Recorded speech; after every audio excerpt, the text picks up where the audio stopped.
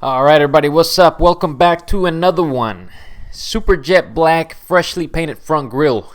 Coming right up. So I got this IS350. I got some scratches I'll be repairing. So they're not so deep, they're down to the primer. But I will be repairing and repainting the entire fender. I'm going to be doing something with the headlights. I'm not sure yet, polishing or painting them with clear. But I'll be taking care of these as well as the front daytime running lights. So I'm going to get started with the fender, and then I'll move on to the front bumper. It's fairly pitted. It's got a lot of rock chips on it. So I'll be showing you exactly how I get rid of all this, repaint it. And this front grille, as you can see in the preview, it's going to be changing to jet black. So stay tuned, and I will be going through everything step by step. So I'm going to start off by first opening the hood and taping up the headlight. Make sure that I don't hit it with the sander. These scratches are not so deep, so what I'm going to do is start off with a 320 grit, and I'm going to try to feather these out as much as I can. If I can feather them out without doing any major sanding, just do a light coat of some primer and then prep the whole fender for paint. Anyways, that's going to be the project for now, so I'm going to get started and start removing front bumper and start sanding the fender.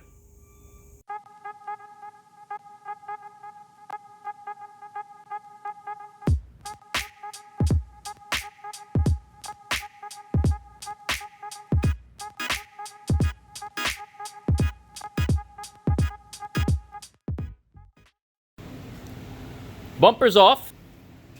And again, another shot here. As you can see how beat up it is, practically sandblasted. I've wiped this down, so this is basically the after it's all clean. Bottom here as well, it's all scraped up.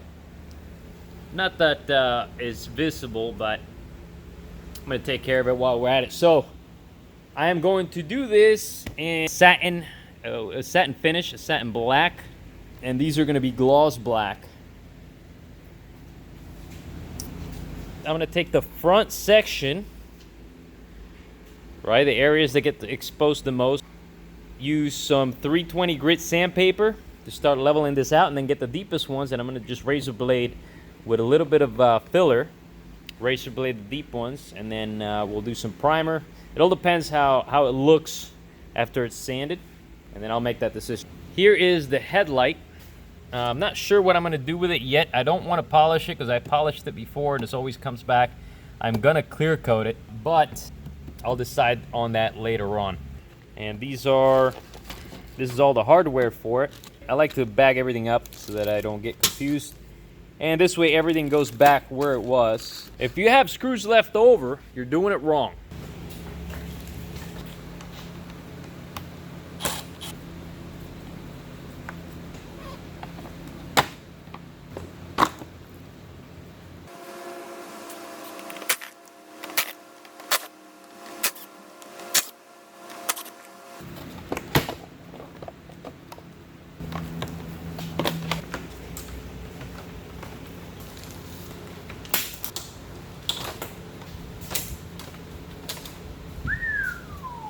I thought we got this little guy out.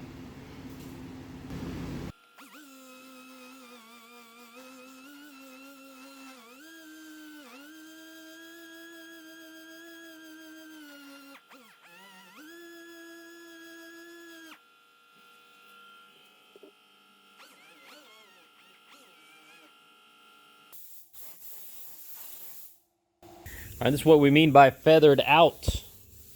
Okay, some of the scratches were here. I think I got a slight one here that I got to take out. It's a little deep. I missed that one, so I'm going to take that one out. But this is all smoothed down to the primer, and we're going to jump right on the bumper.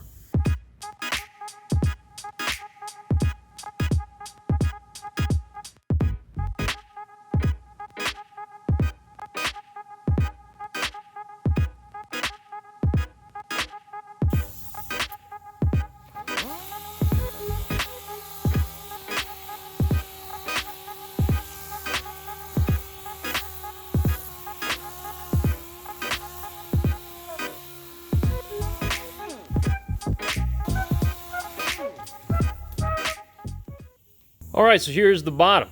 Nice and smooth, and it's ready for some primer. Now I'm going to take the deepest craters, like these right here, for example, and I'm just going to fill them in. And then we'll go from there. We'll do a coat of primer and sand most of it off, and this thing will be ready for paint. Alright, so for this step I'm going to be using Evercoat's Metal Glaze. This is a 2-part putty. It's very easy to use and it's very durable. It's high quality stuff. I'll leave a link in the description below. I don't like using the 1-part putties. They tend to shrink and then you can see the outline after it's all painted.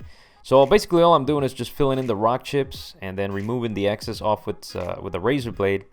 And then once it's all cured, just sand it off with some 400 grit disc and an interface pad, just basically a foam pad in between to cushion it. And this way I don't have to rely on the primer to fill in these chips. I can just apply a very small amount of primer. Alright, so I'm ready to apply the primer. And as you can see, we haven't cut through the metal, just a tiny little spot, but this is all very smooth, nice and ready. I finished it off with 400 back tape here so I don't have a hard line, but I'm probably just going to go right up to here. And in the bumper here, you'll notice that I've taped off anywhere that I don't want any primer to go. I don't want any primer on the edges. I don't want to sand that off. I don't want to get in there and sand it. So, you know, it's going to reduce time sanding for me.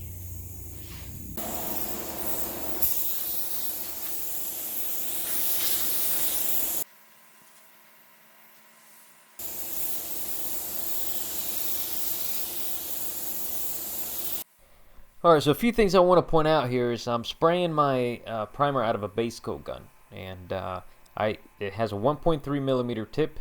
I want to make sure I put on 2 thin layers. I don't want to build up a lot of thickness in the front bumper. If you notice the factory finish, it's very thin. You barely sand through and you're already at the plastic. So the reason why paint cracks once it hardens is because there's just way too many layers.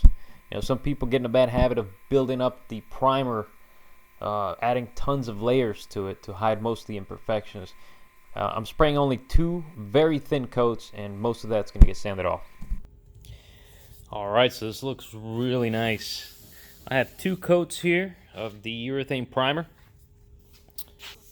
As you can see, it's always a good idea to get the big chips filled in. It doesn't take a lot of time. First thing I'm going to do is I'm going to just spray a little bit of some self-etch primer, just because it's very thin.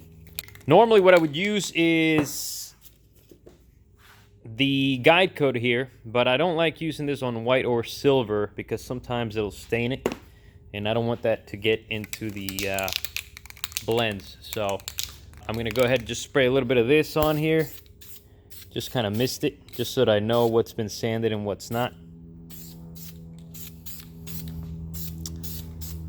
And that's pretty much it. Now I got a little tiny spot that I must have missed somehow. I just filled that in with a little bit of putty. And that's it. So I'm going to get sanding. And then I'm going to get to sanding on the fender so that I can go ahead and start spraying both of these here. Alright, so I'm going to get to work.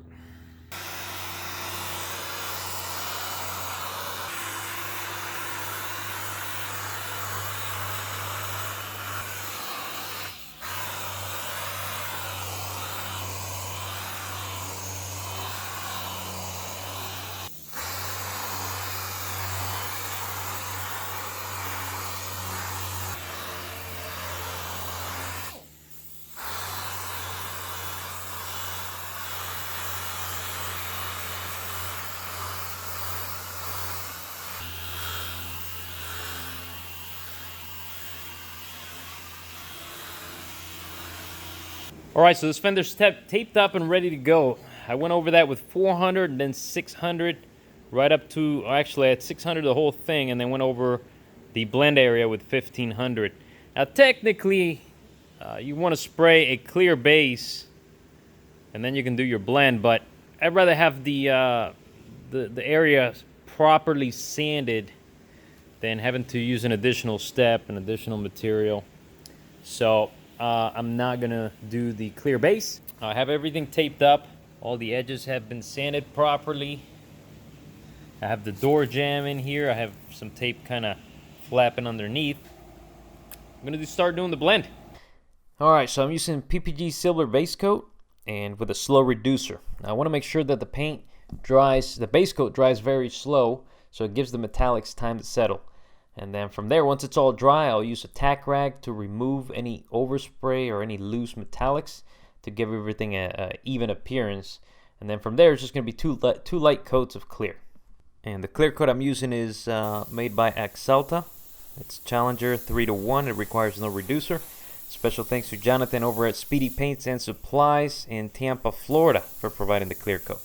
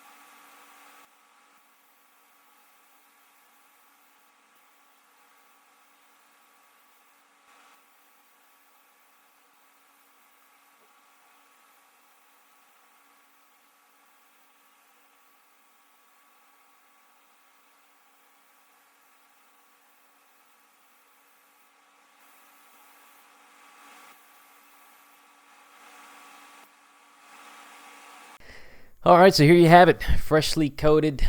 This is actually the next day. Bumper's been clear coated, and like I was stating earlier, if you can control dust, you can almost get a perfect finish.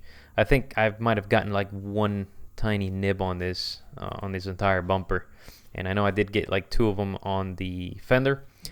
Very small, nothing that the average person would notice, but I like to do my jobs clean. So anyways, we're going to move on to the grill pieces, the lower and upper grill pieces. All right, so this is all nicely sanded down. We have 600 grit on this. We got 400 grit on this, and it's nice and smooth. So here we go.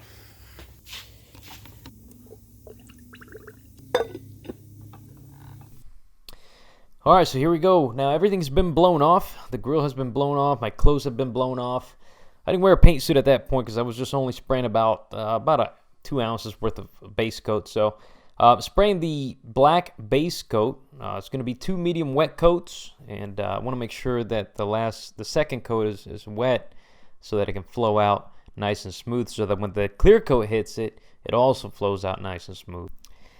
So now I'm adding 2 coats of clear. Second coat's going to be a little heavier than the first, so it can allow it to flow out. I only get one chance at this, so if it's I don't want it to be too lumpy, too blurry. I want it to be nice and glossy. Oh yeah, it's exactly what I'm looking for right here.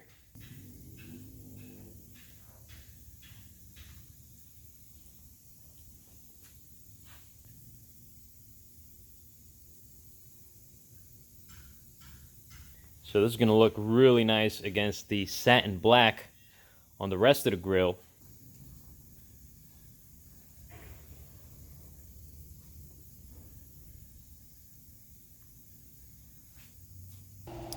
Alright, so these are the last pieces to paint, and I'm going to paint these in Hot Rod Black.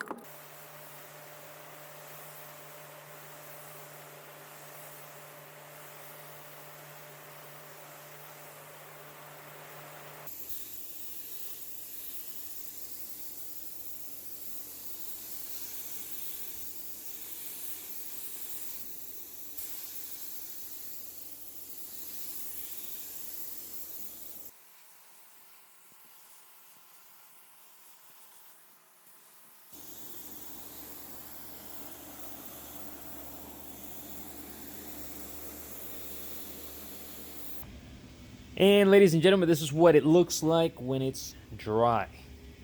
It's got that brand new plastic look to it. It's a two-part component, so it's very durable. And it's got the right sheen, exactly what I'm looking for. And it's going to contrast very well with the gloss black. So next, I'm going to put everything back together.